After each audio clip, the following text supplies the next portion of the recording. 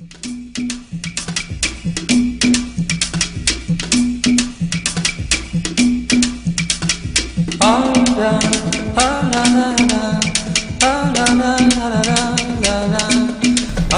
quisiera un breve comentario con el que voy a iniciar, para que después va a continuar la presentación del libro Jorge Viaña y después Cris, la autora. En el tercer volumen de Memorias del Fuego, intitulado El siglo del viento, el uruguayo Eduardo Galeano escribió: 1983, San Jorge.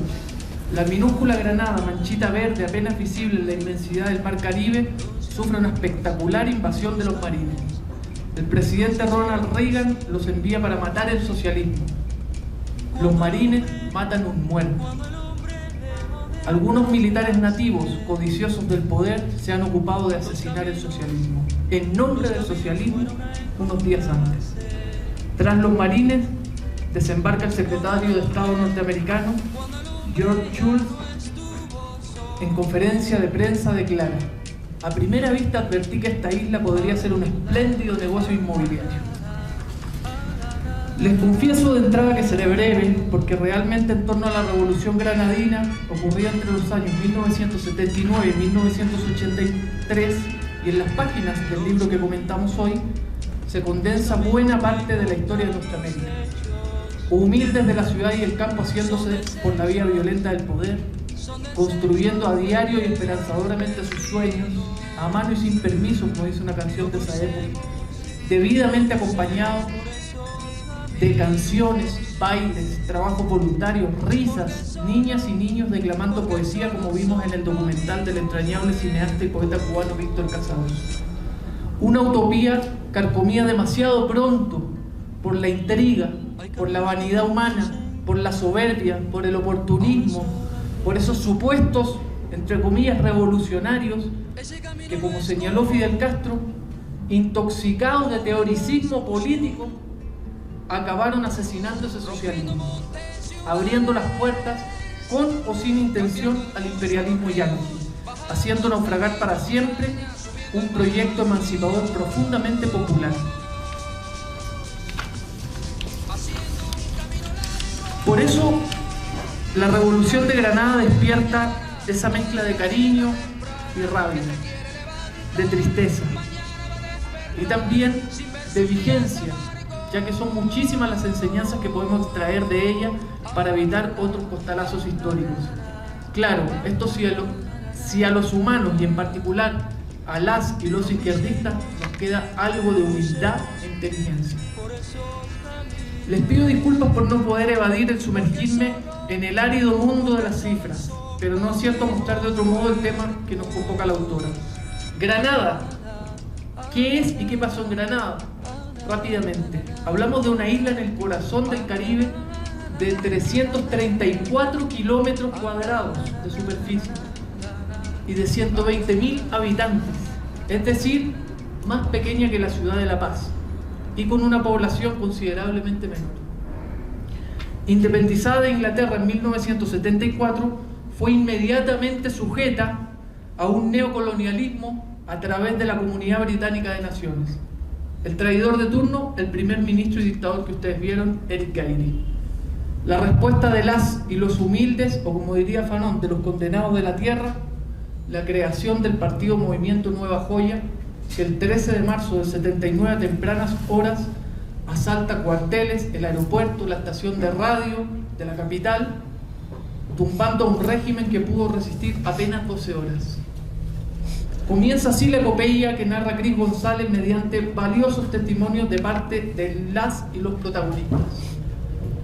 4 años, creación de un ejército revolucionario y milicias populares, sindicalización, reforma de la enseñanza, reforma agraria, industrialización, política exterior soberana y adscrita al movimiento de los no alineados, el pecado mortal, la declaración pública de su orientación socialista, alianza fraterna y de cooperación mutua con la Revolución Cubana.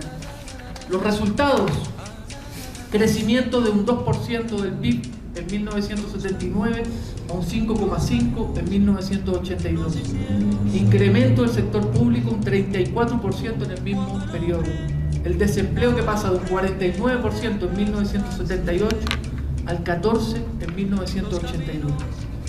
Pero salgámonos de la cifra y vamos a lo estratégico.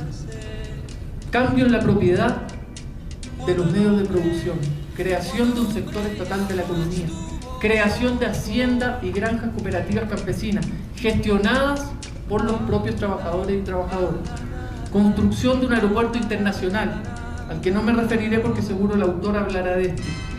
Solo adelanto que Estados Unidos se ofreció en la década de los 70 a construirlo a cambio de su administración por 99 años. Declaración a iniciativa de Granada en la 9 Asamblea General de la OEA de la Cuenca del Caribe como zona de paz, independencia y desarrollo, es decir, sacar todos los ejercicios militares conjuntos en la navegación norteamericana, las bases navales del Caribe. La respuesta yanqui a tanto atrevimiento, la invasión de la isla ordenada por la administración Reagan. Esto en la madrugada del día 25 de octubre de 1983, un día como hoy, con un desembarco aéreo de 1.900 marines. Imagínense en el centro de La Paz, con paracaídas, 1.900 marines apoyados por la Marina de Guerra, cifra que en una semana y media llegó a 16.000 marines, uno cada 3 granadinos adultos.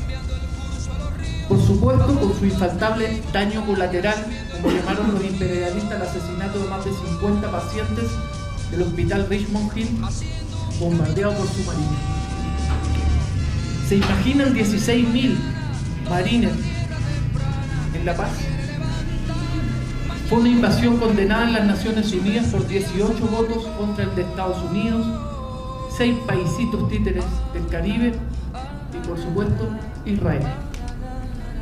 No quiero caer en la cronología de los hechos, que no me cabe duda que tratará la autora. Solo recalco 3 cosas para terminar. Y vuelvo a Galeano.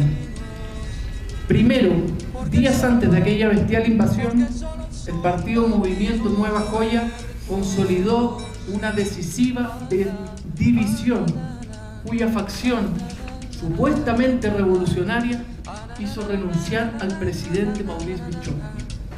Lo detuvo por personalista y no tan revolucionario, para finalmente asesinarlo en nombre del verdadero socialismo y de la verdadera revolución. En palabras de Fidel, los presuntos revolucionarios en realidad habían asesinado al símbolo y a la revolución. Segundo, el costo de esa irresponsable división que cobró la vida de compañeras y compañeros de lucha fue aprovechada por Reagan para, mediante mentirosos pretextos que están en el libro, invadir la isla. Tercero, el pueblo humilde, traicionado por una parte de su propia dirigencia, con todo supo resistir históricamente la invasión yanqui. Técnicos, obreros y colaboradores cubanos hicieron lo propio, siendo buena parte masacrados por los marines. En fin, estas páginas documentan el altísimo costo que conlleva la división y la confusión del enemigo principal en una revolución. Y cómo no, el aprovechamiento invariable de esa debilidad por parte de Washington. Cierro con una reflexión de Fidel respecto al desenlace granadino. Qué caro ha costado a nuestros pueblos en sangre, sacrificio, miseria y luto el dominio imperialista y los sistemas sociales injustos que ha impuesto a nuestras naciones.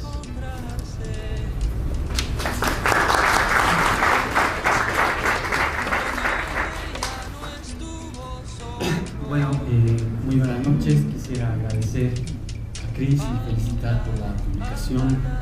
Realmente es muy reconfortante cuando me pidieron comentar y me puse a estudiar algo, a leer el libro. Entonces, un agradecimiento muy grande a Cris, una felicitación a Javier, y a ustedes que han venido a oír la presentación, ¿no? Que tenemos auto público. Sobre la base de lo que ha dicho Javier, yo quisiera precisar algunas cuestiones que me parecen centrales y tal vez motivarlos a la lectura de todo el libro, pero tal vez hay lugares más interesantes que otros, ¿no? A ver, lo primero que yo quisiera decir es que algunos de los que están entrevistados dicen Granada es tan desconocido que a veces ni siquiera figura en los mapas, ¿no? Los propios granadinos. Bueno, como lo ha dicho Javier, es una pequeña isla a 200 kilómetros de Venezuela, una región muy grande, 344, 34, 82 kilómetros cuadrados, es como una ciudad, como Madrid, digamos, sobre el centro. Y que es una cosa muy importante, porque lo que ustedes han visto es como una gran revolución se da en un pequeño país, ¿no? Ahora, ¿cuál es el tema que yo quisiera hacer énfasis y entrar a, digamos, las partes que me parecen más importantes del libro? Es que, primero que nada, se trenzan de una forma muy fuerte en los años 60 y 70, digamos, toda una lucha descolonizadora y una lucha, digamos, panafricanista, con las independencias y con la lucha antiimperialista, ¿no? Que es tal vez el tema más importante. Por ejemplo, la independencia de Jamaica es recién en 1962, y así varios otros países, ¿no? Digamos, el que ha descrito Javier, se ve en el video, la autonomía de Granada recién se da en 1967, inicialmente lo que se ha mencionado, digamos, y muchos de los que son entrevistados hablan de eso. Eric Gehry era parte de ese proceso, por eso también es muy complicado. O sea, por ejemplo, a el médico que entrevistan, Terry Marichaud, dice: yo venía de ese grupo, ¿no? Después descubrimos que el tipo se fue un dictador en 20, 30 años, que habla ahí el documental que hemos visto. Entonces, ¿qué pasa? Digamos, del 67, incluso antes, hay todo un proceso, digamos, la independencia jamaiquina, muchas otras luchas africanas, etcétera, se trenzan con una lucha antiimperialista y una lucha democrática, ¿no? Que también la revolución cubana es eso al principio, democrática antiimperialista que se vuelve socialista. Entonces, digamos, recién, como ha explicado Javier, digamos, el 13 de marzo del 79, el 7 de febrero del 74 viene la independencia de Granada, ¿no? Lo que han visto ahí también es muy importante. Digamos, en los años 70 se empiezan a juntar grupos. Inicialmente Bishop venía de los grupos de las Panteras Negras, del Black Power, había estudiado a Londres. Un gran dirigente que se menciona ahí, Unison Whiteman, ¿no? Sí, Whiteman. También venían de esos grupos. Bishop era abogado. Y esta es una cosa muy importante porque se empieza a trenzar toda la lucha imperialista, socialista negra, y, digamos, tercermundista. En los años 60 y 70 llega esta independencia, pero, digamos, las grandes luchas habían sido en los 70, el 73, que es esa gran represión que se logra ahí, Bishop golpeado. En el 74 matan al padre de Bishop, como han visto ahí. Y bueno, viene, digamos, la independencia, que es en febrero del 74, después de haber sido, además, digamos, base española, aunque no fue colonizada por los españoles, colonizada por los franceses en el siglo XVII, y después, digamos, como se dice ahí, parte del imperio británico, ¿no? Y los británicos barren toda la cuestión francesa. Bueno, ahora hay un tema muy importante, incluso de la vinculación con la revolución haitiana, ¿no? Uno de los entrevistados habla que incluso hubo un apoyo, la revolución haitiana fue muy importante, planteó un replanteo de la modernidad, se trenza con la revolución francesa.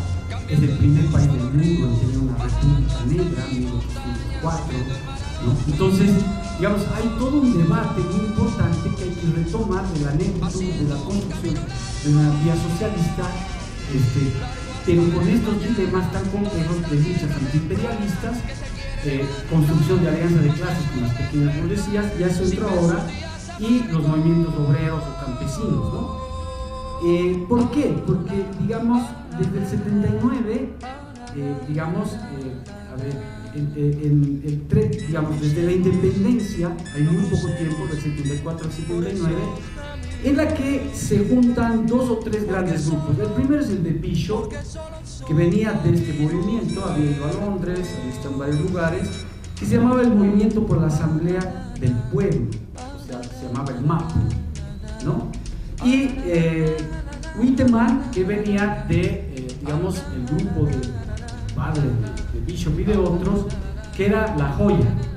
Entonces se juntan esos dos grupos y varios otros y construyen lo que describió Javier, que es la Nueva Joya. O sea, se funden estos dos grupos, el Movimiento para la Asamblea del Pueblo, MAP, y La Joya, y digamos, Winteman y Bishop, digamos, son los líderes que están en un sitial muy importante.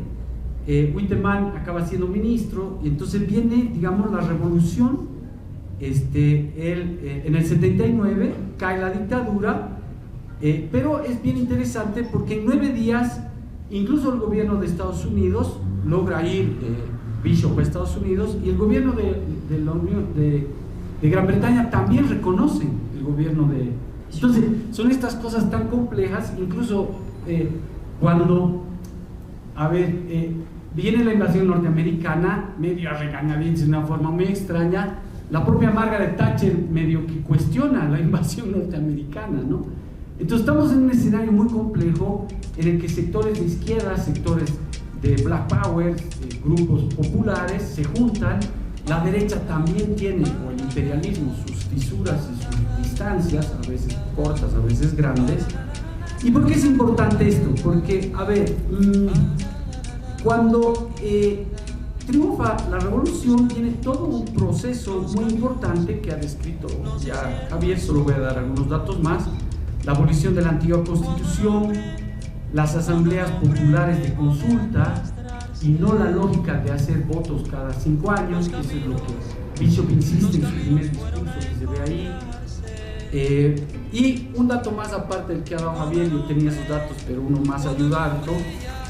Por ejemplo, en los 4 años de revolución, el PIB per cápita, que era de más o menos $450 en el 78, casi se duplica a $870 en el 83. O sea, tenías un crecimiento económico, tenías todo lo que ha explicado Javier, pero capaz cosas mucho más importantes: el salario igualitario para mujeres, 3 meses de licencia materna, podían entrar a carreras de mecánica o otras cosas.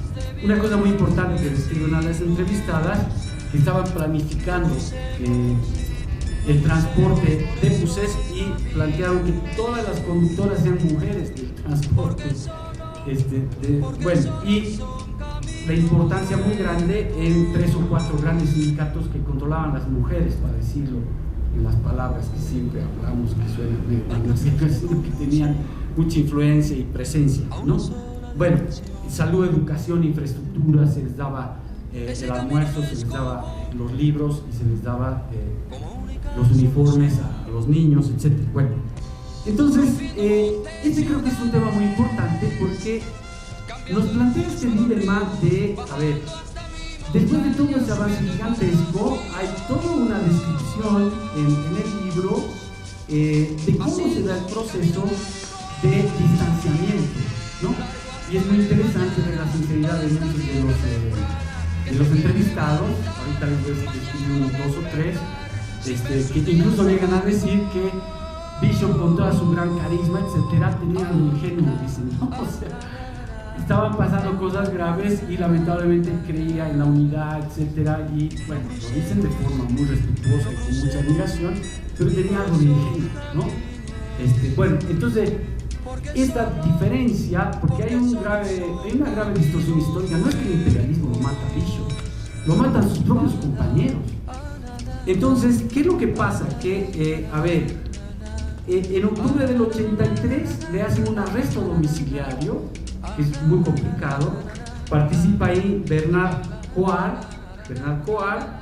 que había tenido una vinculación muy grande con el Partido Comunista de Estados Unidos, se había formado ahí, era economista, Después va y milita en el Partido Comunista de Gran Bretaña. Después tenía vinculaciones con el Partido Comunista de la Unión Soviética, ¿no? Y en 1980 va a Moscú en una representación. Y el pretexto para invadir era ese, ¿no? O sea, están haciendo una gran base soviética, bueno, y en realidad estaban haciendo un aeropuerto que todo el mundo describe que era un aeropuerto civil. Bueno, ¿por qué estoy describiendo esto? Porque este es el tema de fondo. Bishop es tomado preso en octubre del 83 en arresto domiciliario después de volver de un viaje de Hungría y Checoslovaquia, pasa por Cuba y llega a la isla y describe, a mí me parece la mejor entrevista, la de Peggy Nesbitt, ¿no? Que fue secretaria personal Bishop, amiga desde la infancia. Es una entrevista extraordinaria. Ella dice, qué pena, era mi compa desde los 12, 13, 14 años, pero era un poco ingenuo, dice, ¿no? Con una admiración enorme, llora cuando describe su asesinato, bueno. Y además nunca se disculpa. Todos los que son entrevistados dicen, es increíble que nadie se disculpó hasta ahora. Pero fue muy dramático porque, a ver, Bernard Cohen, que les describo más o menos cómo fue su trayectoria de profesor, vinculado a los partidos comunistas de Estados Unidos, Gran Bretaña y después de la Unión Soviética, etc. Después son tomados, presos, también la esposa, Phyllis Cohen, que fue secretaria y ministra, también.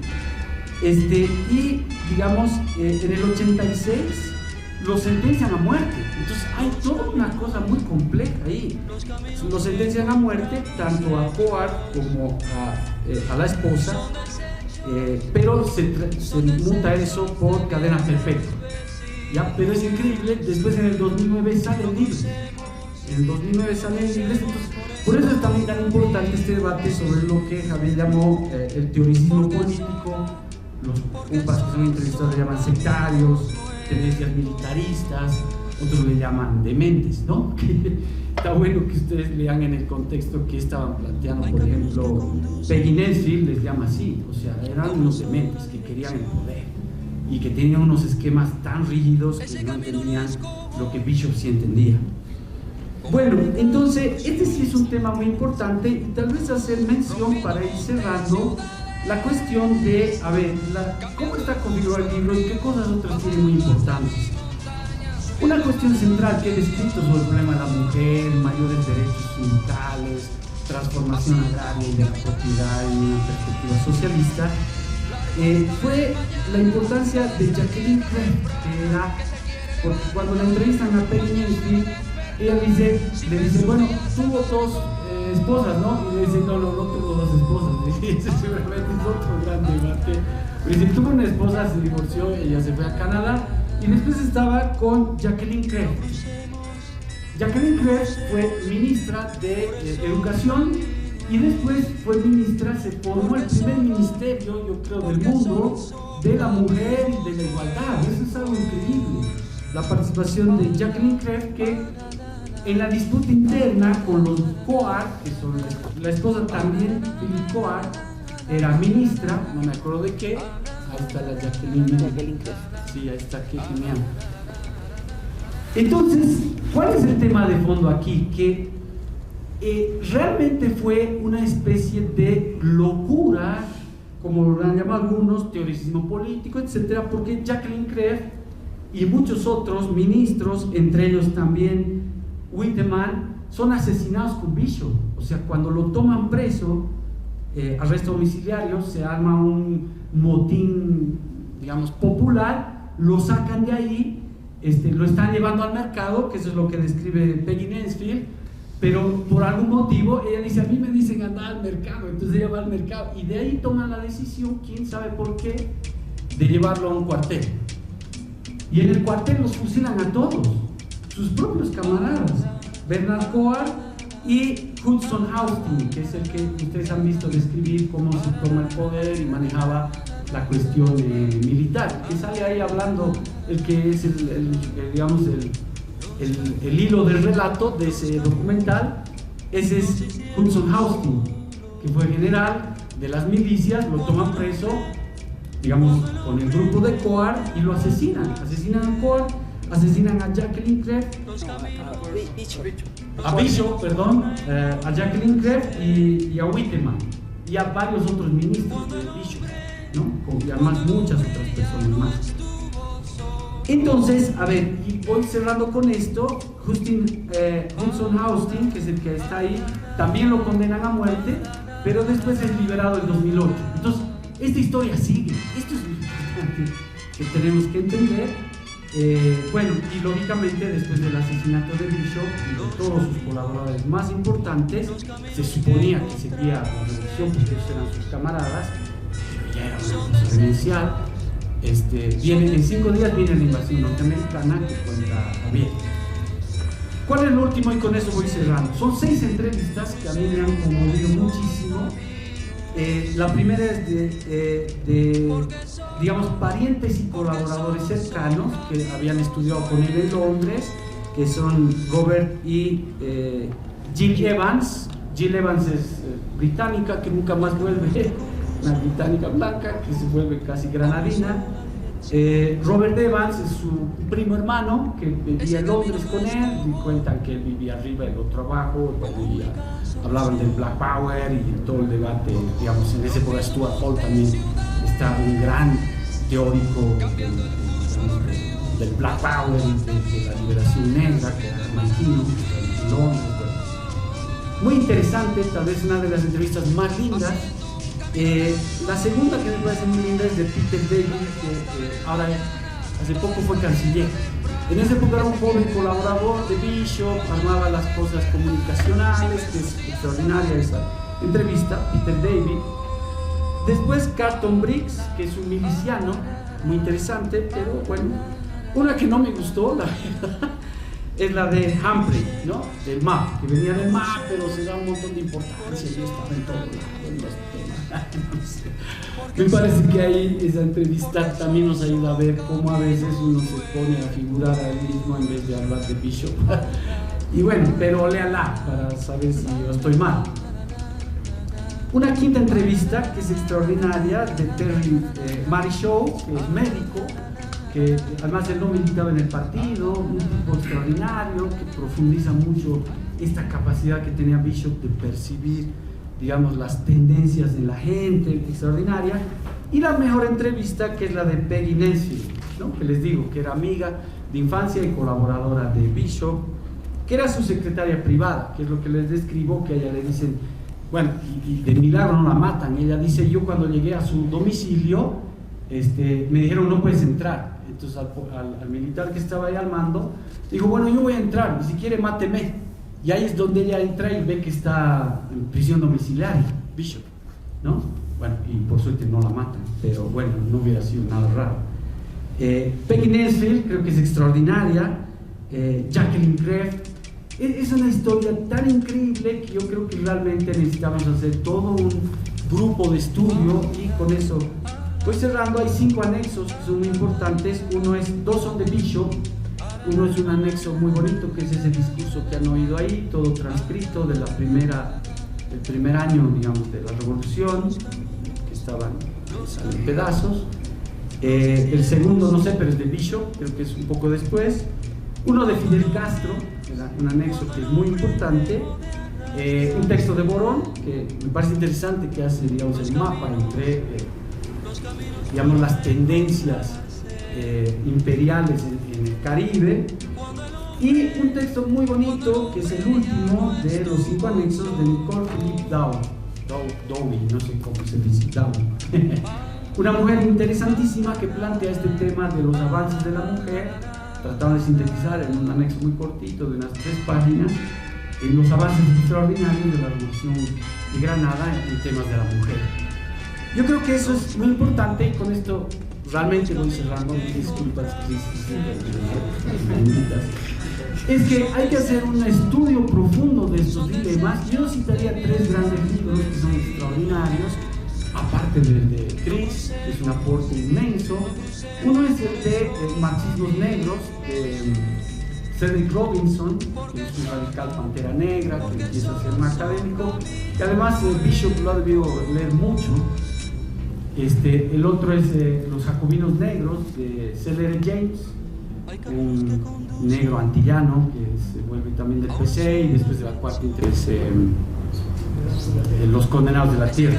Pero hay otro muy bonito que es, ¿cómo se llama? Máscaras, piel negras, máscaras blancas, ¿no? Bueno, con eso quisiera hacer un gran homenaje a este libro que nos ha sacado de la ignorancia total respecto a la Revolución Granadina y su importancia mundial, yo digo, y felicitar a Cris por este gran apoyo.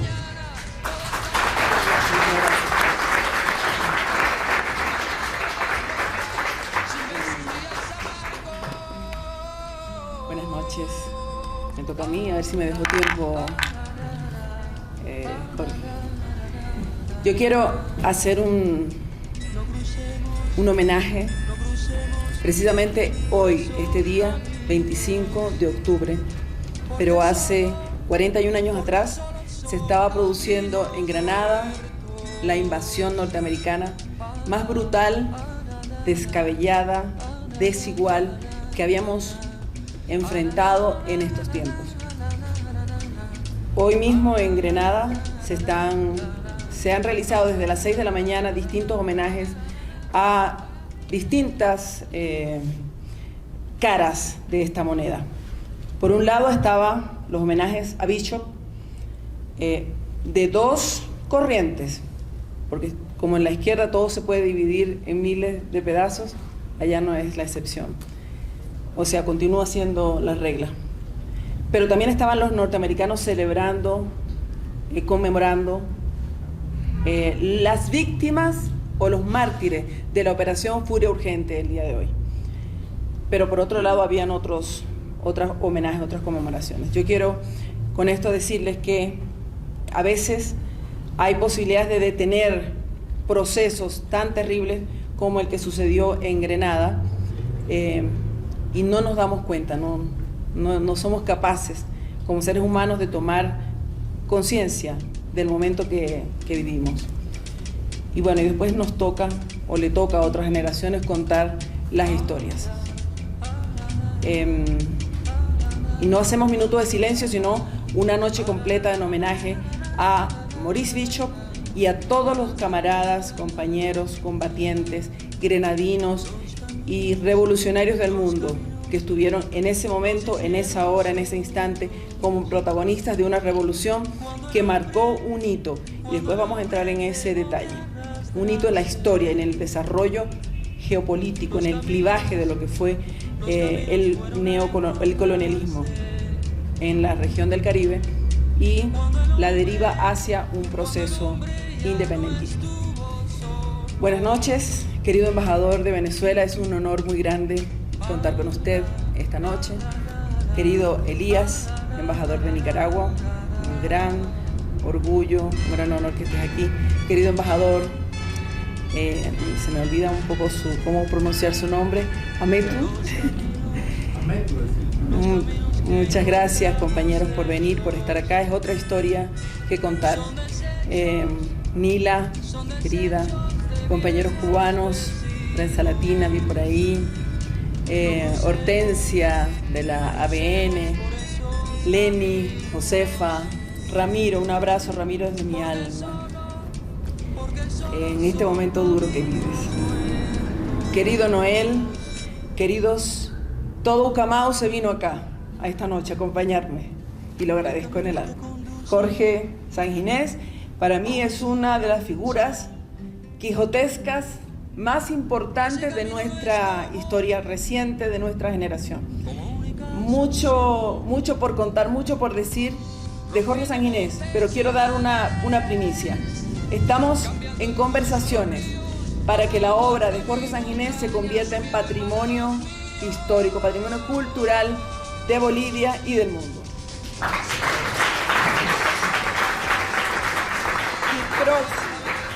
Y pronto, y esas son esas decisiones que tomamos y se nos convierten en unos puntos de honor. Pronto también vamos a apostar a que la UNESCO reconozca esta obra de Jorge Sanginés como una obra indispensable para el conocimiento de la América profunda, ya no solamente de la Bolivia profunda, sino de la América profunda. Ahí está en la obra, en episodios como Yaguarmalco, Ucamau, La Nación Clandestina, etc. Gracias, Jorge, por estar aquí. Gracias, César, que también es importantísima figura del cine nacional. Gracias, Ucamau, por estar esta noche acompañándonos. Muchas gracias. Gracias, compañeros. Alfredo Chuquimia, el primer diseñador que tuvimos en la revista Correo del Alba y que marcó también un hito importantísimo. A mi familia, Josefa, Bonita, Onil, Milton, Ingrid, por ahí, Mario, Yesenia, Quique, gracias por estar aquí. Bueno, quería decirles que me toca la parte de cómo nace este libro. Y si tengo que ubicarlo desde el punto de vista territorial, el lugar de mis sueños, el lugar de mi compromiso ideológico con un proceso transformador en el mundo. Yo soy venezolana y muy temprano tomo conciencia, noción lejana de un evento que había ocurrido o que estaba sucediendo, que era la invasión norteamericana que se prolongó por más de un año en Grenada. Pero además es una invasión que va a la par con un agotamiento de la revolución, o sea, un hostigamiento, perdón, de la revolución nicaragüense en esos años. Estaba el proceso de la contrarrevolución.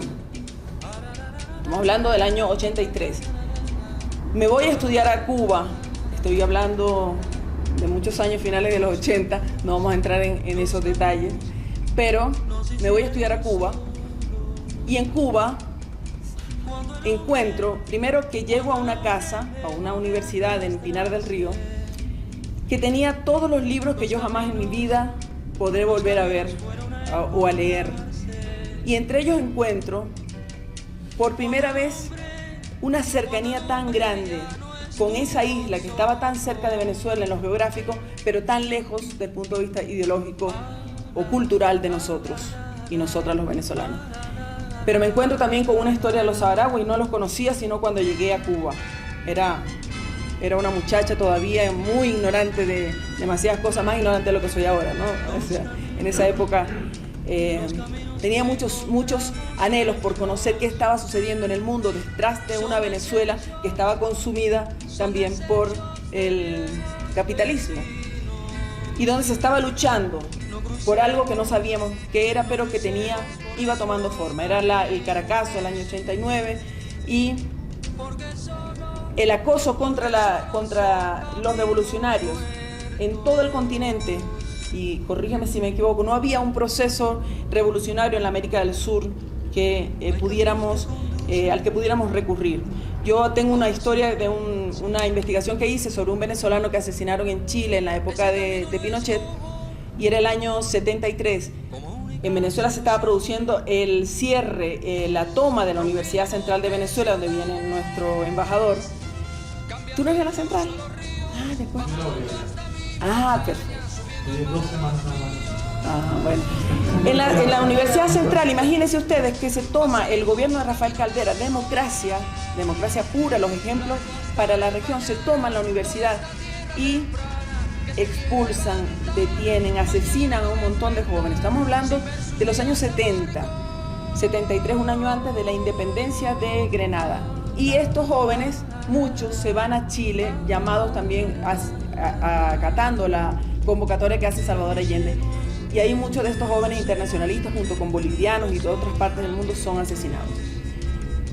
Entonces me encuentro en Cuba con una gran cantidad de estudios, de experiencias, de cosas que yo no tenía en mi vida, ni siquiera pensado conocer.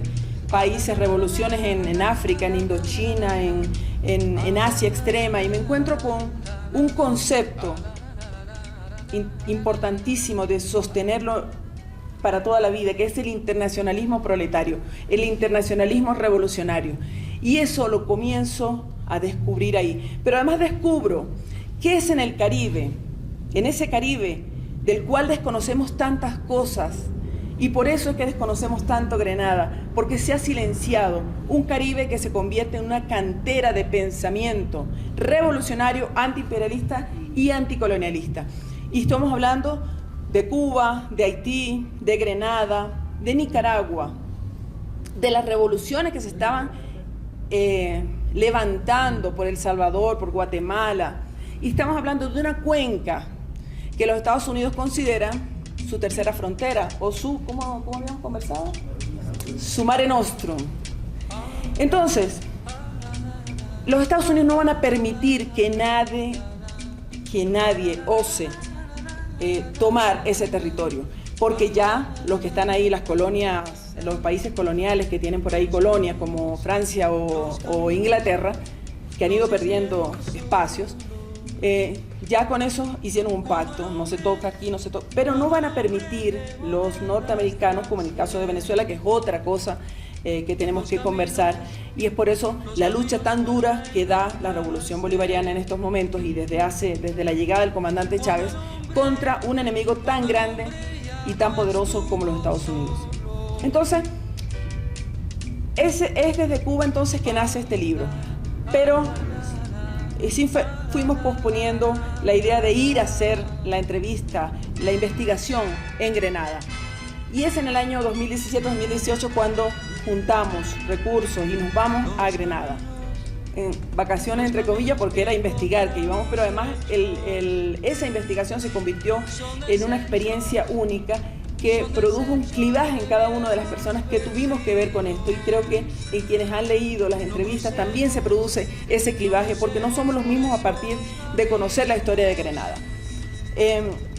Un joven, porque ya hablamos todo lo que es la historia anterior, lo habló Jorge también, un joven como Maurice Bishop, lleno de sueños. La otra cosa, el otro elemento que les iba a comentar sobre esa zona del Caribe es el componente etario.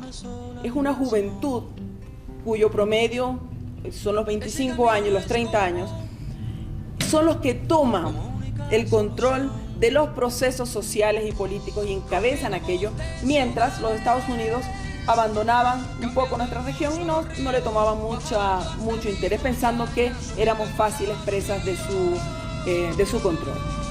Esta revolución contaba además con grandes pensadores anteriores, como nos mencionaba Jorge Viaña, pero también Walter Rodney en Guyana estaba inventando un nuevo concepto y creando una corriente de pensamiento llamada panafricanismo.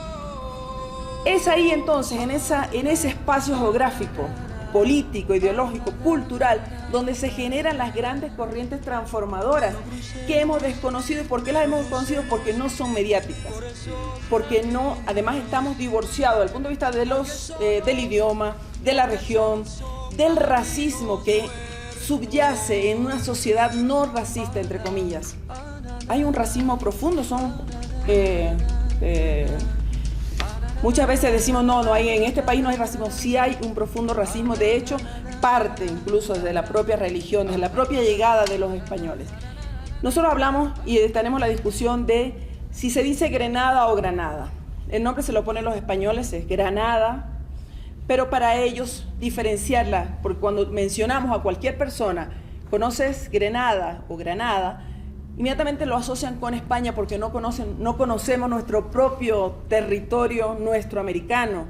Y esta forma parte de unas islitas pequeñas que se llaman las Antillas Menores por el tamaño, pero son las islas de Barlovento, están arribita de Venezuela, por ahí en un triángulo entre Trinidad, San Vicente de las Granadinas y Venezuela, en pleno Caribe.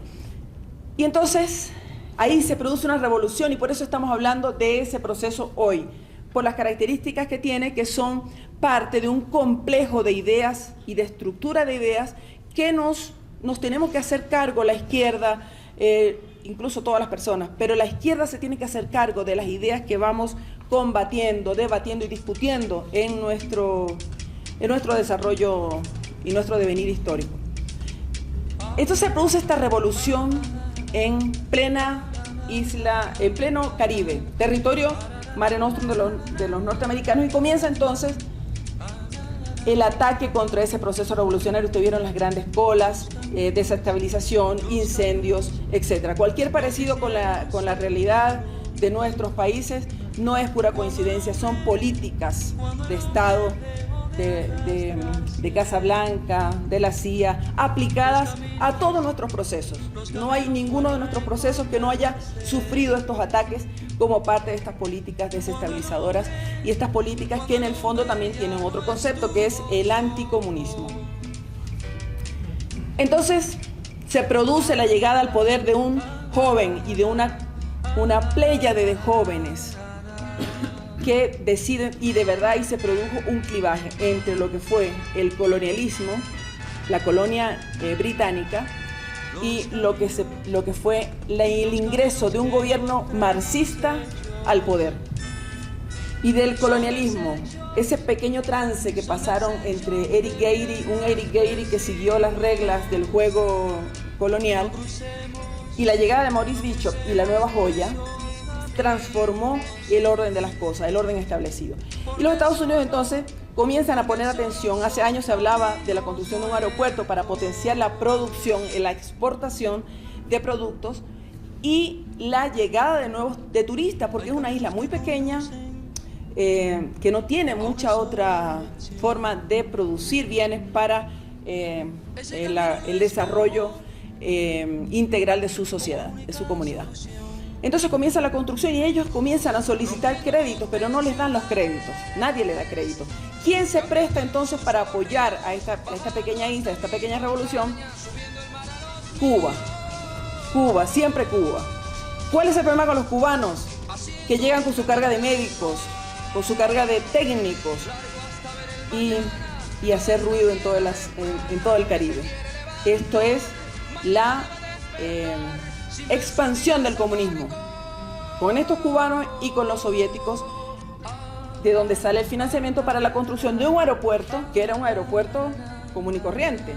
¿Quién se hace cargo del aeropuerto? El primo de Maurice Bishop, que es casi su hermano, se crían juntos, y era la contraparte granadina de los cubanos. Había un jefe cubano que era el que tenía todo el desarrollo técnico y él también por el lado de los granadinos.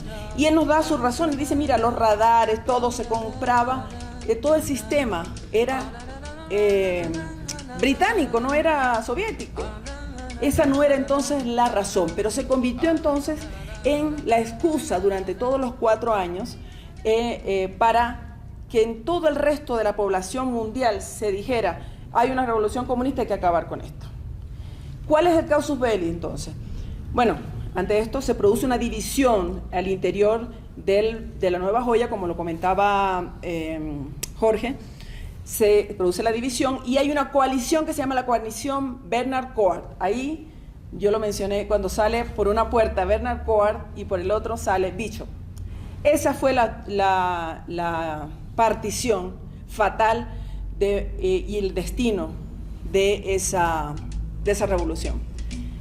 Decimos, no fue culpa de la CIA, en todos lados está la CIA, no nos confiemos, en todos lados están.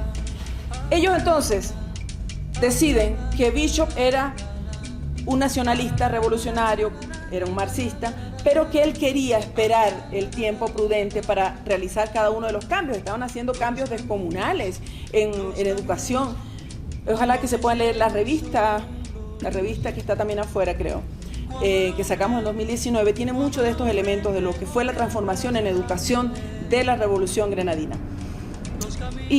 Pero Bernard Coard era el más comunista de todos los comunistas y esa coalición es la que termina poniendo preso a Maurice Bishop y asesinando, fusilando en el paredón del fuerte Rupert, que se llamaba Fuerte George, por el rey George inglés, ¿no?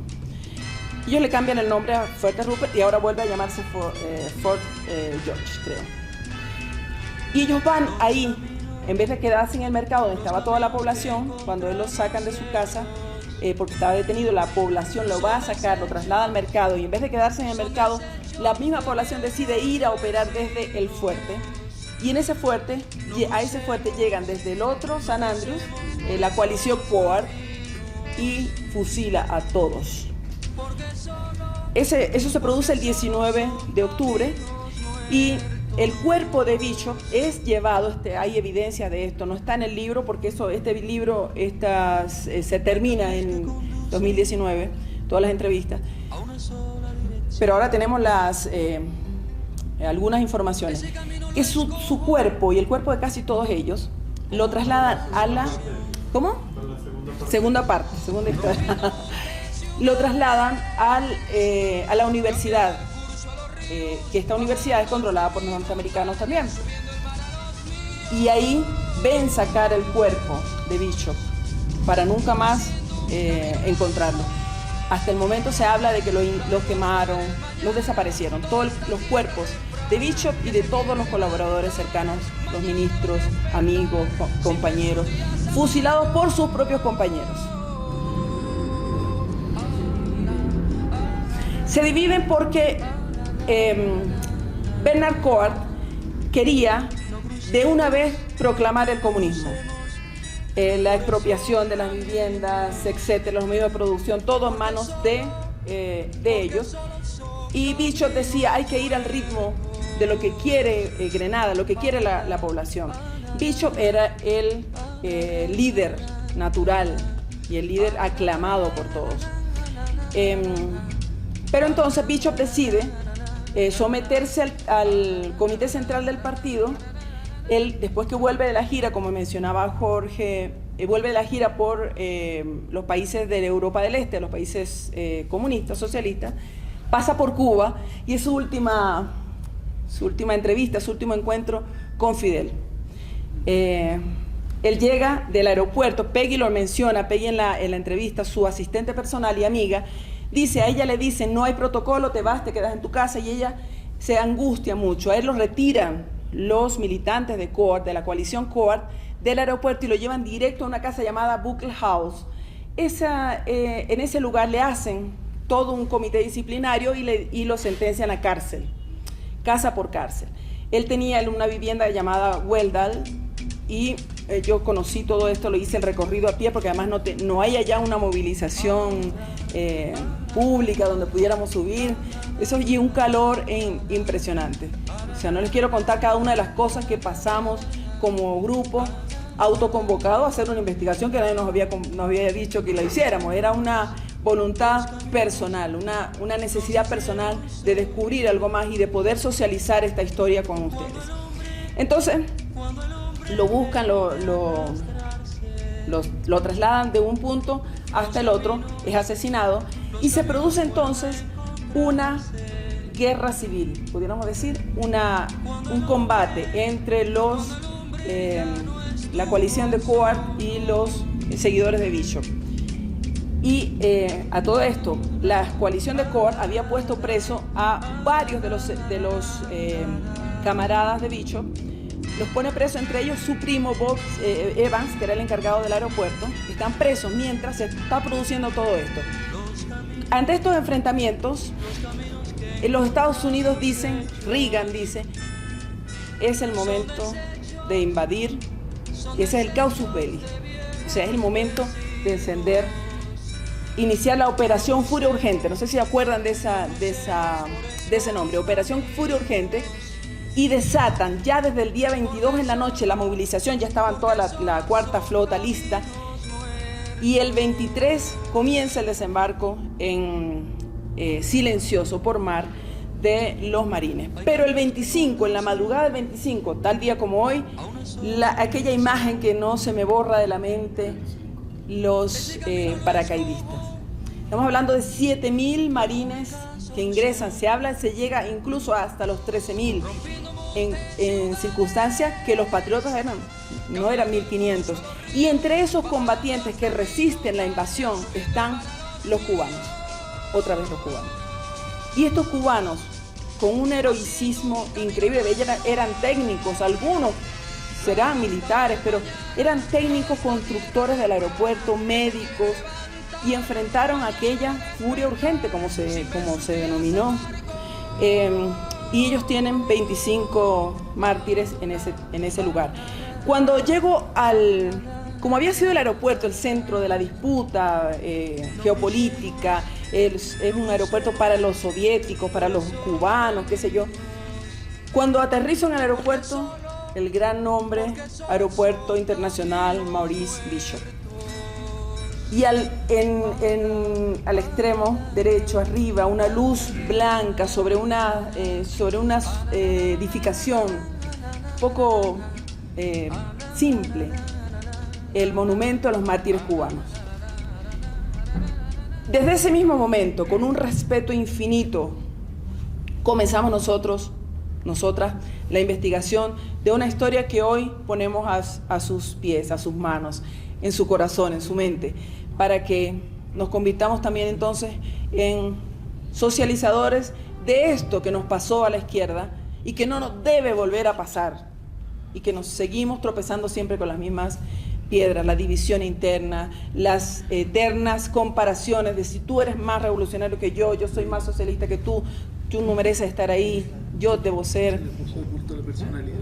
Sí, se le acusa, imagínate a Bishop, se le acusó de culto a la personalidad, lo acusa a Coward, es uno de los...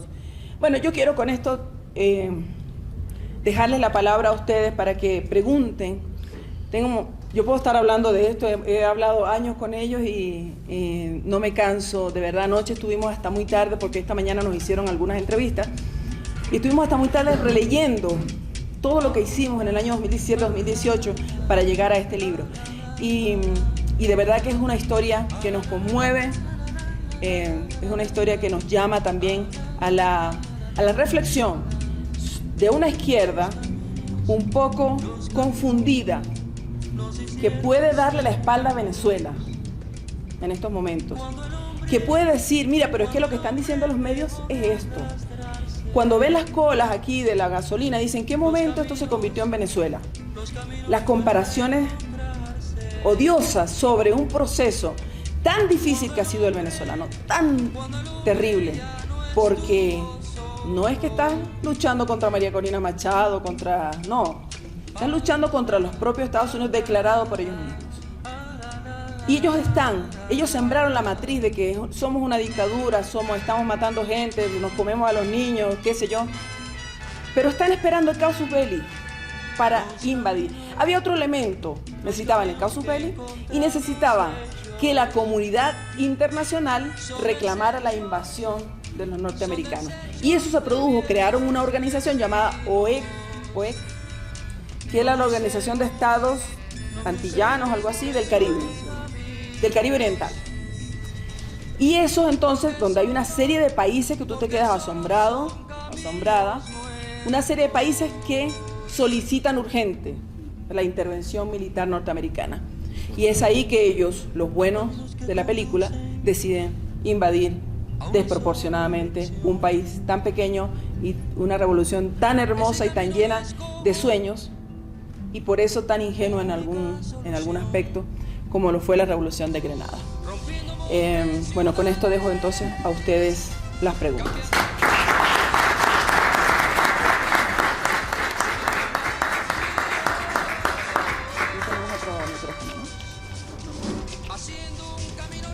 Nila.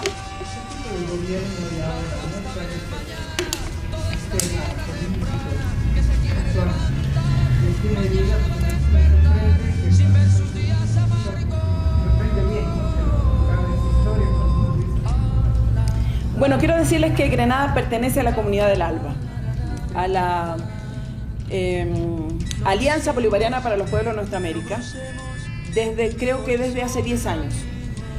Tienen gobiernos progresistas, gobiernos afines no son gobiernos socialistas, son gobiernos afines a una solución a los problemas de las grandes mayorías históricamente marginadas de este país.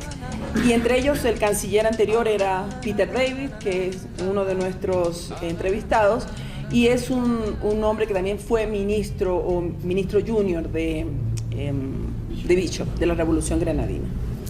En Grenada entonces se produce lo que pudiéramos decir el experimento de los norteamericanos, es no solamente terminar con un proceso revolucionario, con una revolución, sino detener el proceso. Y en su momento lo logran. Ellos se instalan a partir del 25 de octubre del año 1983, y eso es hace poquito, quitan todos los avances que había tenido la revolución grenadina, acaban con la constitución creada por estos jóvenes, y bueno, instalan un nuevo tipo de gobierno. Incluso se quedan gobernando ellos mismos, ponen de gobernadora al anterior gobernador gueirista también. Y la persecución contra la coalición de Bishop se prolongó como por lo menos 5 o 6 años posteriores a la invasión. Embajador. Mi pregunta es: ¿cuánto cuesta el libro? Está buenísima, la historia está buena, está muy bien presentado. Y la segunda parte, ¿cuándo ya la comenzaste a redactar o se te ocurrió ahorita? Embajador, le queríamos pedir apoyo para ir a hacer la nueva parte, porque mire, resulta que han pasado más cosas. Dice, nada es gratis en esta vida. La podemos gestionar en el alma. Sí. Bueno, esta es una de las historias del ALBA que tiene que contarse. Fíjese, ¿qué pasó después de que nosotros cuando fuimos en el año 2017-2018? Preguntábamos en el mercado, ¿usted qué opina? Y nadie quería decirnos nada. Bishop era un tabú para la propia gente. Queríamos ver el museo donde hay fotos de Bishop, y en el museo, en un cuarto arriba, en un segundo piso, nos pasaron una llave, abran esta puerta y ahí está, fotografías. Bueno, nosotros presentamos esa revista en la revista que está por acá, la presentamos en el año 2019, eso fue acelerado, lo presentamos en la cumbre del ALBA que se hizo en La Habana de ese año 2019, y se lo presentamos a los granadinos, a Peter David, a los de Antigua Barbuda, a los de Jamaica, y no podían creer que sus países habían convocado a una intervención. Y nosotros decimos, si esto de alguna manera frena que en otra oportunidad se pueda convocar a una intervención, hoy hemos logrado el objetivo, que eso sea un freno. El año siguiente, entonces, 2020 fue la pandemia, 2021, y en 2023 nosotros teníamos la idea de ir a hacer la exposición en Grenada, pero todas las cosas que nos han pasado desde el punto de vista de lo económico, de lo logístico, pero queríamos hacer la presentación no solamente de esto, porque nosotros tenemos una gran cantidad de material, le comentaba al compañero Mario, una gran cantidad de material tenemos para hacer un libro de fotografías maravillosas que nos las donó Peggy Nesfield, que era su asistente personal, y no logramos.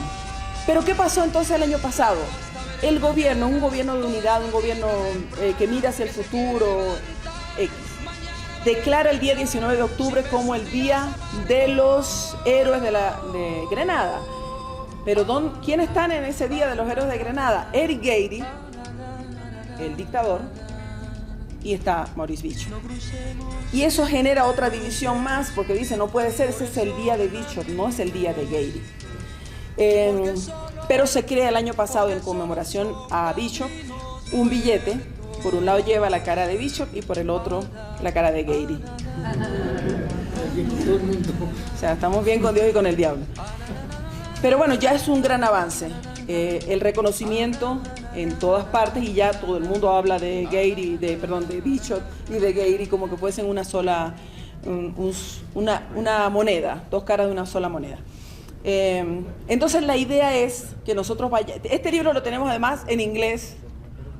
Está en inglés, está en español, la revista está en bilingüe también, eso fue otro esfuerzo, porque ninguno de estos que usted ve aquí son bilingües, pero tuvimos traducir por Google, qué sé yo, tuvimos unos traductores voluntarios increíbles, que también les agradecemos, están viéndonos por allá, los vamos a reconocer en los créditos, están reconocidos también en todos los libros que hacemos. Entonces esa es la parte que nos está faltando. La otra historia que se cuenta, la historia del descubrimiento. La madre de Jacqueline Kreff no dejó de buscarla nunca. Y le dijeron, mira, parece que en tal lugar quemaron unos cuerpos. Y ella fue, y había ciertos restos de una cadera de mujer y de un pedazo de tela del vestido que estaba usando Jacqueline Krepp en ese momento. Ahí se convirtió entonces en un pequeño santuario para homenajearlos. Sin embargo, no es oficial. Está muy cerca también del monumento que hicieron los marines para una cosa muy compleja porque te golpea muy fuerte, ¿no? ¿Cómo somos capaces, hasta qué punto los seres humanos somos capaces de llegar por las ansias de poder? ¿Qué estamos dispuestos a hacer por obtener el poder? Y bueno, nos falta esa segunda parte, embajador. Lo dejo en sus manos, de ustedes dos del ALBA. Ustedes verán qué hacen.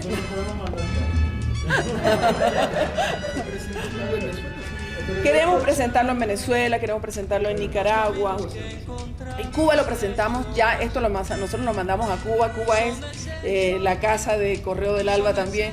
Y entonces nosotros lo mandamos por casualidad. Mira qué les parece. Y estamos en la primera presentación que hace Casa de las Américas en la Feria del Libro. Así que es un gran honor para nosotros estar creo que es la feria que abre el circuito de ferias internacionales más importantes de la región. Así que estamos ahí, vamos a estar en noviembre en Chile, en diciembre no sé dónde nos convocarán, pero en enero y febrero estamos en el Congreso Mundial de Poetas de La Habana, donde hemos sido además, y esto es una parte de lo que es la Egoteca, por ahí estaba, hemos sido nominadas a un doctorado Nobilis Causa, por nuestro trabajo.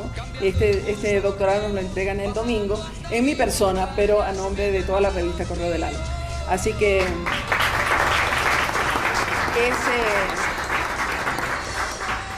ese evento, el Congreso Mundial de Poetas, se hace en el marco del Encuentro por el Equilibrio del Mundo, donde estamos convocados como revista teórica política. Estamos en el proyecto Sur, el Sur Editores también, se van a realizar como 5 encuentros. Y también los que saben, casi todos saben que la pintura la hice yo.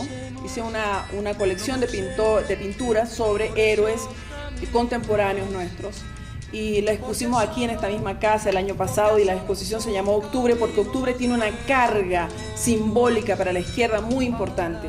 Octubre es el mes del guerrillero heroico, el mes de Miguel Enrique. Este año se cumplieron 50 años del asesinato de Miguel Enríquez. Es el asesinato de Bishop, la revolución de Grenada, ¿perdón? Del Che, ¿cómo? De Rusia, bueno. Camilo el 28 de octubre. Y Camilo el 28 de octubre.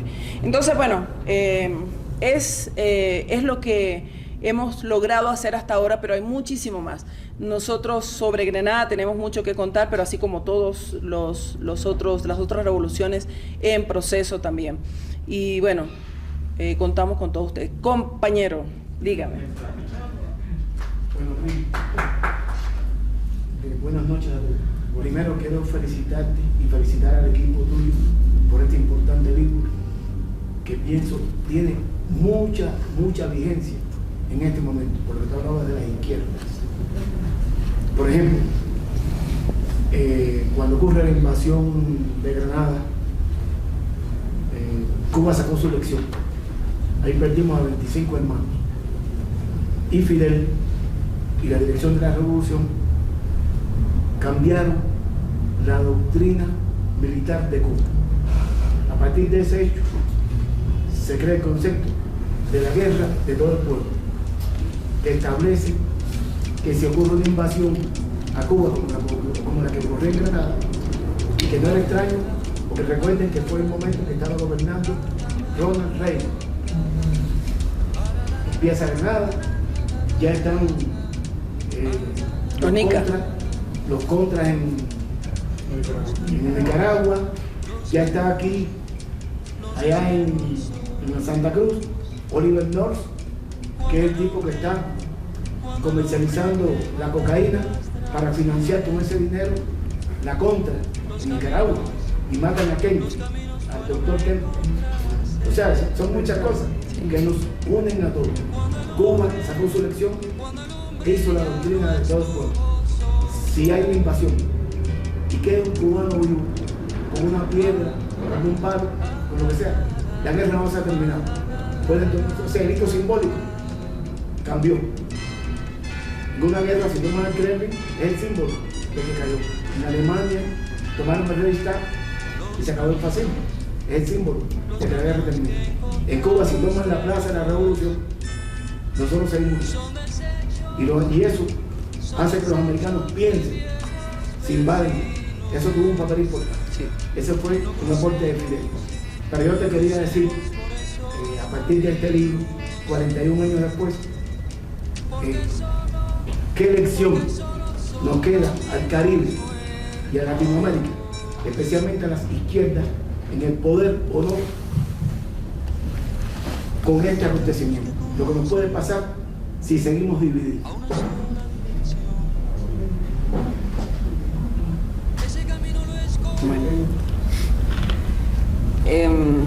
Mira, yo creo que en el Caribe se siguen dando las grandes batallas ideológicas del mundo, de nuestra historia. Está, no por casualidad, Cuba luchando duramente hasta el día de hoy, acabamos de tener un apagón de 60 horas, de 84 horas. Y todo esto es para quebrar la moral del pueblo y de la resistencia de la revolución. Está la revolución bolivariana guapeando, incluso dolorosamente recibiendo aquellas puñaladas de quienes eran nuestros hermanos hasta hace poquito. Con mucho dolor, con mucha indignación revolucionaria, no es esa indignación que te va a llevar a otro lado, ¿no? Que te ayuda y que te obliga a avanzar. Hay que avanzar, hay que ver cómo avanzamos en esta situación. Está Nicaragua y están estos procesos pequeños de islas que no conocemos en su totalidad, como las islas que forman parte del ALBA, con procesos incipientes, apareciendo, amaneciendo. Pero no nos olvidemos que la cuenca del Caribe sigue siendo un territorio en disputa de todos los imperios, de todos. Ahí siguen teniendo sus colonias los franceses y los ingleses no las van a soltar. Sigue los Estados Unidos con su flota dándose vueltas, ejerciendo el control. Esta invasión que hacen en Grenada es la penúltima, creo, o la antepenúltima, y se produce en plena Guerra Fría. Hay un artículo en la revista escrito por una doctora en estudios internacionales llamada Valeria Puga, es una ecuatoriana, una chica maravillosa que fue del equipo cercano de Rafael Correa en el gobierno de la Revolución Ciudadana, y ella es experta en este tema, y ella habla de que la adhesión o la simpatía por Estados Unidos se quiebra cuando ellos invaden Grenada. Ellos salen a celebrar, Reagan lo celebra, lo vimos todos por televisión, celebra el éxito, la victoria sobre el pueblo de Grenada. Pero fue tan descomunal que hasta en la OTAN lo criticaron, imagínate tú. Pero ellos con eso entonces se ganan el odio de muchas generaciones siguientes en América Latina.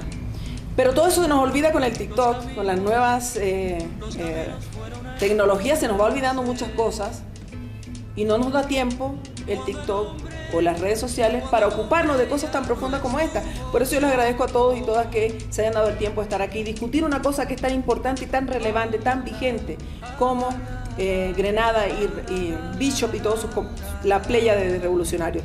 Pero además también con esto, la reflexión interna, ¿qué lección nos queda con aquella división que fue mortal? Mortal para las personas, los protagonistas, pero también mortal para un proceso revolucionario en toda esta región.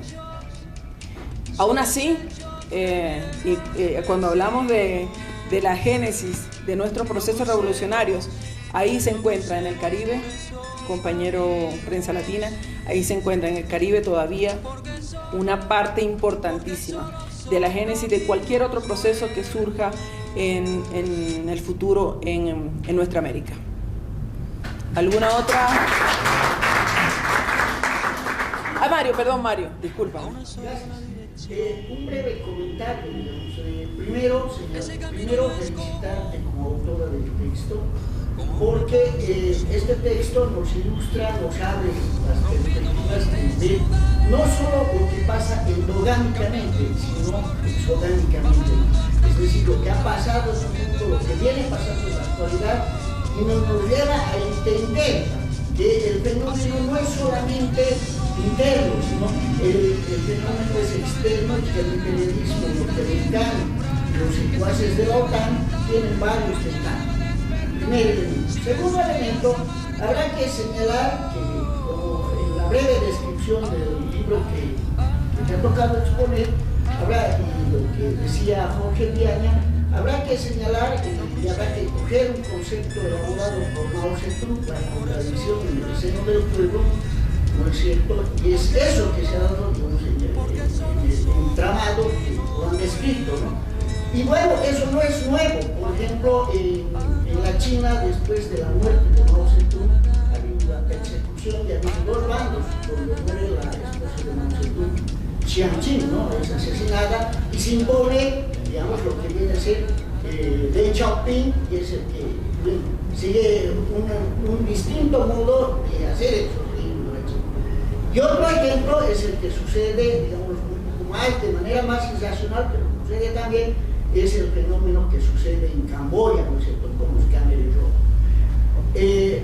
Volviendo al principio, creo que el texto es bastante ilustrativo, nos va a abrir la perspectiva a todos los quienes vivimos dentro del Estado Plurinacional de Bolivia, porque no solo debemos ocuparnos de nosotros, sino de entender el mundo para entender a nosotros mismos. Muchas gracias. Muchas gracias. Bueno, las invito a obtener su libro, a llevarse su libro y a leerlo. No es obligatorio leerse todas las entrevistas, las pueden leer, pero les recomiendo dos que son para mí, me llenaron de muchísima emoción, lloramos juntos. Hay un término en portugués, a mí me gusta mucho la lengua portuguesa y su cultura, que se llama saudade. Saudade no solamente es una nostalgia de cosas que viviste, sino que pudiste no haberlas vivido, y una nostalgia también de un futuro que pudo haber sido y no fue. Y sentí esa emoción con la entrevista de Bob Evans y de Peggy Néstor. Todas tienen un corte especial.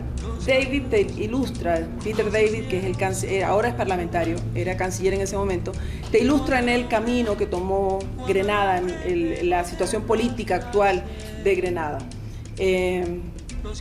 Creo que es fundamental, son de las lecturas fundamentales de nuestro tiempo. Para comprender qué nos pasa en estos días también, hay que recurrir a lo que nos pasó antes. Tenemos la tendencia a olvidar el pasado porque hay que vivir el presente, ¿no? Y mirar hacia el futuro. Pero si no leemos el pasado, nos vuelven a suceder los mismos errores. Cuando fue el golpe de Estado contra el comandante Chávez en 2002, él dijo, nosotros es el mismo esquema que le hicieron a Allende, el mismo. Pero entonces nosotros, ¿cómo vamos a permitir que nos pase lo mismo? Vamos a cambiar el final. Si nos aplicaron la misma receta, nosotros ya sabemos cuál era el final, lo cambiamos. Y en Venezuela se hizo una transformación, se dobló totalmente la mano de los norteamericanos y no al contrario de lo que ellos querían hacer con Venezuela. Pero si no lo hubiésemos conocido, no hubiese pasado eso. Yo recuerdo cuando en el año 2019, el 23 de febrero de 2019, se hace en la frontera con Venezuela, en Cúcuta, un gran concierto, porque íbamos a recibir una ayuda humanitaria. Cuando nos habían saqueado toda la riqueza de Venezuela, se habían quedado, cada quien que tenía un lingote de oro venezolano se lo quedó, autorizado por un payaso llamado, no me acuerdo el nombre, pero que él autorizó a todo el mundo, sí, usted quiere el oro en el banco tal, tómelo. Citgo, etc. Entonces él dijo, bueno, eran no sé cuántos miles de millones de cifras, y nos iban a dar 20 millones de ayuda humanitaria. Como dicen los paseños, ¿acaso no ve? Entonces tú dices, todo es una burla contra la población, y muchos y muchas aceptan esa burla y piensan que estos son los humanitarios. y no el resto del pueblo que lucha por un mundo mejor, por un futuro mejor. Ese señor de que hablaba en el documental y decía que él no verá el resultado de esa lucha revolucionaria de la Grenada de los años 80, pero que lo vean los niños y las niñas del futuro. Y en ese momento en Cúcuta pasó algo que muchos olvidaron. ¿Quién encabezaba la invasión? El conato, lo que quisieron hacer Almagro, la OEA y 7 presidentes de la derecha regional. ¿Y qué pasó entonces? Las elecciones de casi todos los demás países siguieron considerando a Almagro y la OEA como los veedores o los observadores autorizados, cediéndoles incluso soberanía.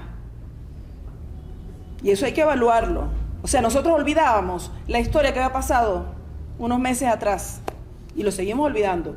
¿Quién es la OEA? Y recurrimos a cada rato a la CIDH, ¿quiénes son? Y si hay países que tienen que contar una historia permanentemente, lecciones de resistencia, de lucha, de dignidad, hay muchos, pero yo quiero referirme a Venezuela, a Cuba, a Nicaragua, por esa lucha heroica, por incluso superar las pequeñas divisiones que podemos tener, las contradicciones internas, porque hay con montones. Yo no estoy de acuerdo con la mitad de las cosas de por aquí, la mitad de por allá, pero sí reconociendo quién es el enemigo principal de un proceso de transformación popular. Hacia dónde tenemos que dirigir este barco. Y en eso no tenemos que perdernos. Nadie se puede perder en esto. Mi solidaridad permanente y eterna con mi proceso revolucionario bolivariano venezolano, con la revolución cubana, con la revolución de Nicaragua, con todo el desarrollo de los países miembros del ALBA, con Bolivia. Bueno, Alfredo, estábamos terminando, como decía Diaña, con esto termino. Buenas noches, camaradas. Buenas noches. Yo tengo una pregunta para hacerles, pero por intervención suya ya queda respondido. Quería felicitar en primer lugar por este valioso aporte en la historia de Maurice Bicho. Nosotros que somos marxistas conocemos muy por encima o medianamente la historia y la vida de estos revolucionarios afros, ya sea Malcolm X, Maurice, Franz Fanon o el mismo Tomás Sankara de Burkina Faso, pero un aporte de este tipo va a ahondar nuestro conocimiento y por eso es un aporte reitero súper valioso. Eso en primer lugar. En segundo lugar, quería comentarles una breve anécdota, porque yo tengo a Maurice Bicho todos los días, desde la mañana, de la tarde y de la noche. A recomendación de camarada Malcolm Gómez, que paz descanse, nos dijo alguna vez: cuando tengan sus hijos, pónganle nombres de compañeros, de revolucionarios, para que hereden su fuerza. Y eso siempre ha quedado en nosotros. Cuando nació mi primer hijo, yo ya tenía su nombre, antes que nazca, sabía que se iba a llamar. Elegí el nombre de Alessandro. Ese nombre es como Alejandro Magno, porque Fidel, el segundo nombre de Fidel es Alejandro. Entonces, puse a mi primer hijo el nombre de Alessandro. Cuando nació mi segundo hijo, el privilegio la tenía su mamá, y elegí el nombre. Y cuando ella iba pensando junto conmigo, pensamos qué le vamos a poner. Y ella me dijo que se llame Fabio. Le dije: no, Fabio, no conozco ningún Fabio. Que sea Bolsonaro. Después vino Fabricio. Fabricio Ojeda, sí, Fabricio Ojeda. día ella me dice, ya tengo el nombre. Yo, ¿cuál? Mauricio.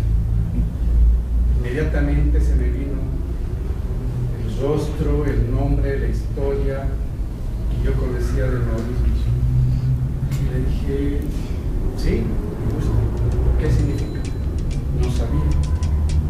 Y ella me dijo, significa hombre moreno, es de piel oscura. Y le dije, sí, es él. Y lo elegimos así. Y desde ese día, desde que nació, hasta el día de hoy, yo no le digo Mauricio, le digo Mauricio. Él piensa que se llama así. Y me alegra mucho, y este libro va a ser un libro de cabecera para que cuando él crezca sepa de dónde viene el histórico nombre. Y en eso me quedo profundamente agradecido. Gracias. Muchas gracias. Bueno, para terminar, con esta terminamos. Compañera. Quería más que todo felicitarles a todos por el fantástico tesoro que nos están dando. Como decías, esa es la historia que contamos desde nosotros, desde nuestros pueblos, porque esa historia es nuestra, de todos los pueblos. Y como decía, ¿no? Falta presupuesto muchas veces, pero esto nos ayuda a todos, porque yo creo que la lectura nos ayuda. Si falta presupuesto para este tipo de historia, porque esta es la historia contada desde los pueblos, no la historia inventada por los que sabemos, ¿no? Que grandes historiadores que te engañan y te mienten y que mienten al pueblo. Sabemos que el capitalismo, la oligarquía, da mucho dinero a sus pseudoescritores, historiadores, pero esto va de más, porque esto nos llega al alma. Y más libros como este son los que necesitamos. Yo creo que sí, hay que utilizar, ¿verdad? Todos los días los TikToks y demás, hay que utilizar todas estas herramientas para cumplir con todos estos libros históricos que son nuestras verdades desde este lado. Entonces, de nuevo, muchas felicidades y gracias de nuevo por este gran tesoro y gracias. Muchas gracias.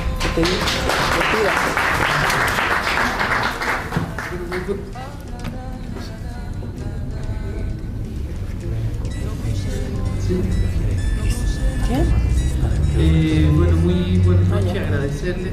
El libro está a la venta, los que quieren que la autora lo dedique, ahí está a disposición. Y agradecer también muy especialmente al Centro de la Revolución Cultural, a la Fundación Cultural del Banco Central, a su director Luis Oporto, que bueno, ha hecho que este espacio se convierta en la casa de muchos colectivos y de muchos, siempre nos han brindado el espacio. Así que bueno, muchas gracias.